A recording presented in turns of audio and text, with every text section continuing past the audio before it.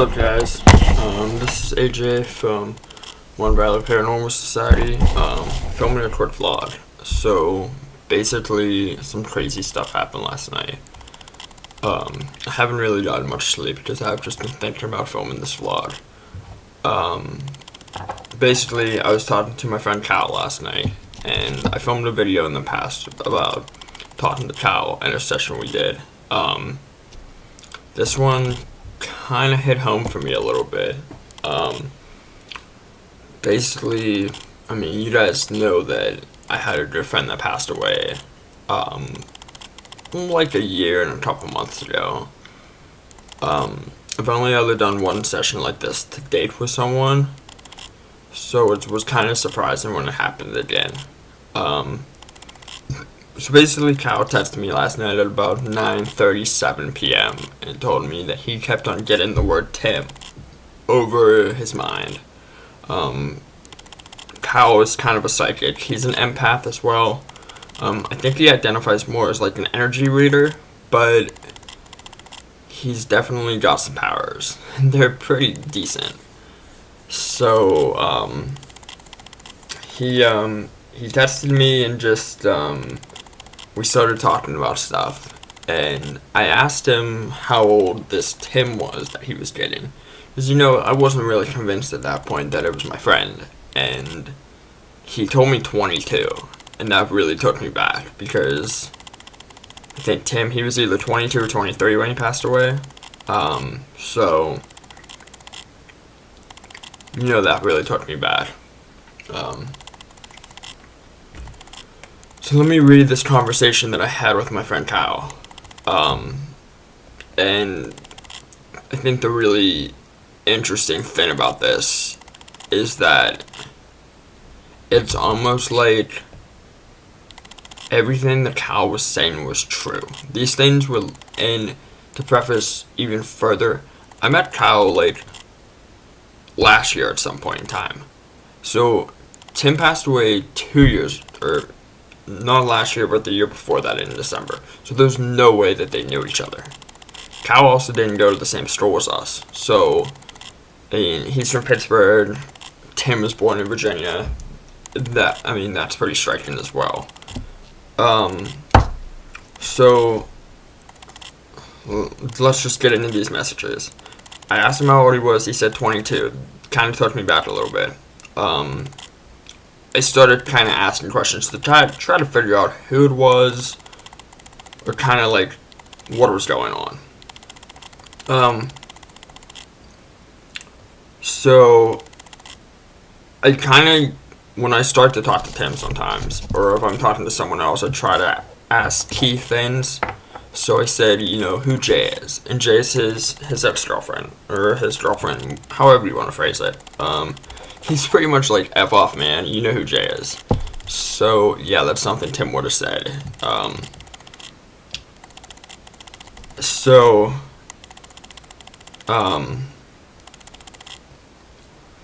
I pretty much explained to him that, spirits know that they have outlets with people. And I think that's what Tim was doing. He knew he had an outlet, so he was talking through it, honestly.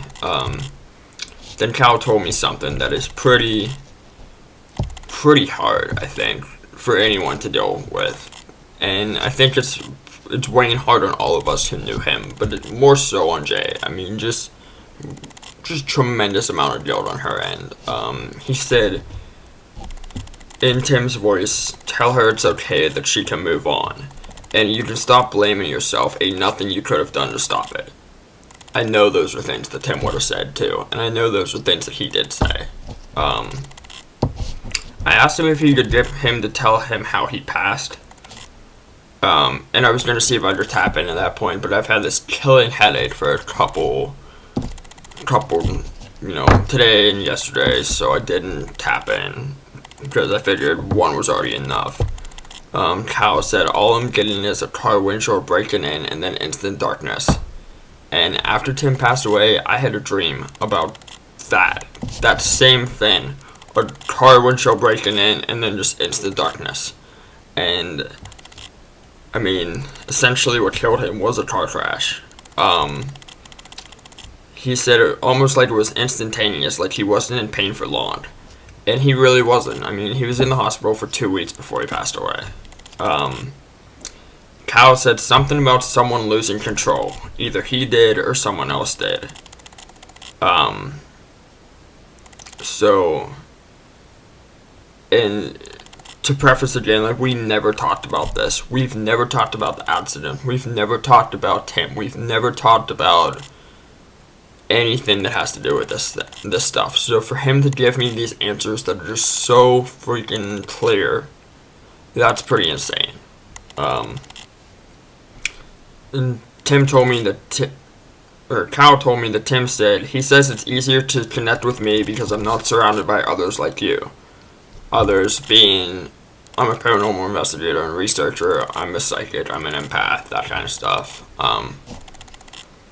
He also mentioned something about a hoodie. You can keep it even though you know it looks better on me. His girlfriend kept a hoodie of his that says "Old Dirty," which is basically like the like slang term for the school that we went to. So that was pretty interesting. He asked me if there's anything I wanted to ask. I think all I asked, because I was so shook about this, was that I just wanted to ask him how he's been, and what's he doing sticking around us and stuff. He basically said, "Oh, just being dead and stuff, bro. Same old."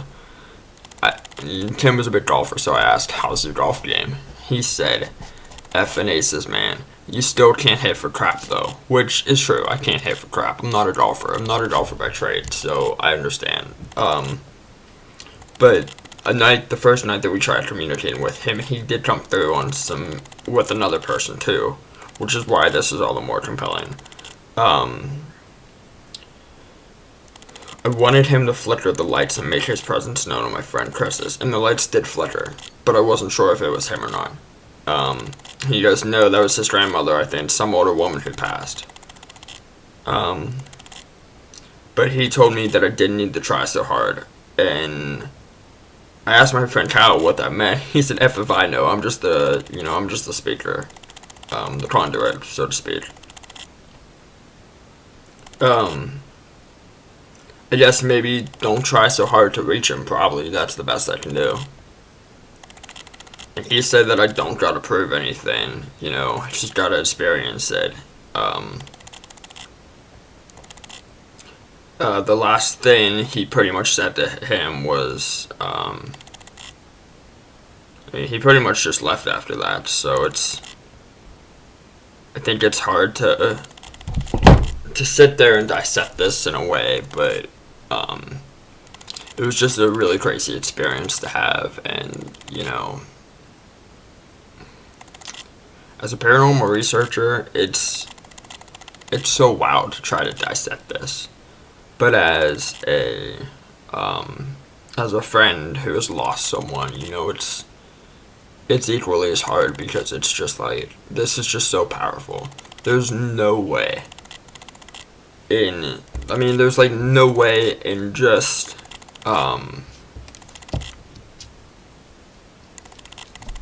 basic terms that someone could have this information, especially when someone like Cal, he didn't even meet him, he doesn't even know him, and we never even once talked about the crash or anything, and I think that's the coolest part about it. And also the fact that I can relay messages to people of what he's saying. I've had him come through a few times, but they've all been like their dreams and stuff. I didn't even hear him talking when I went to his grave, so that was kind of surreal. But I think that's where I am today. It's also really early in the morning here. It's like 7 o'clock in the morning. I couldn't even sleep. I had to get this vlog out here. So, hope you guys enjoy it. And this is More Valley Paranormal Society. Hit the subscribe button. Send me a like. Follow my Facebook page. And sorry guys, but I can't figure out my big camera. So I'm filming this on my Bell & Howell full spectrum camera. So, hope you like it. Thanks.